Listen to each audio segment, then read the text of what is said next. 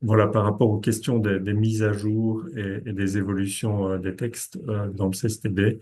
Donc voilà, les mises à jour se font annuellement au niveau du CCTB.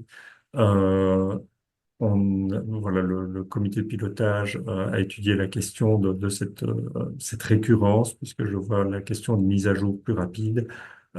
Il est certain qu'à chaque fois qu'il y a une nouvelle version de CCTB, et ça demande malgré tout de se mettre à la page, de découvrir les modifications qui ont été opérées.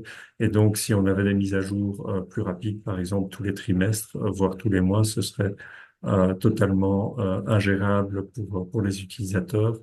Donc à ce niveau-là, l'option a été prise de faire des mises à jour annuelles de la même manière que c'est fait par exemple pour le cahier des charges type Caliroute, où la mise à jour des textes n'est faite qu'une fois par an.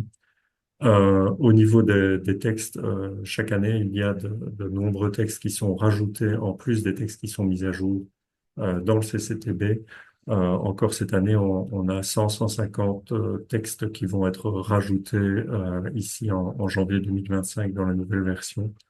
Voilà, l'objectif étant en effet de pouvoir combler les endroits où il n'y a que les titres et où le descriptif des travaux réalisés n'est pas encore réalisé dans le CSTB, en tout cas pour les travaux qui sont les plus usités.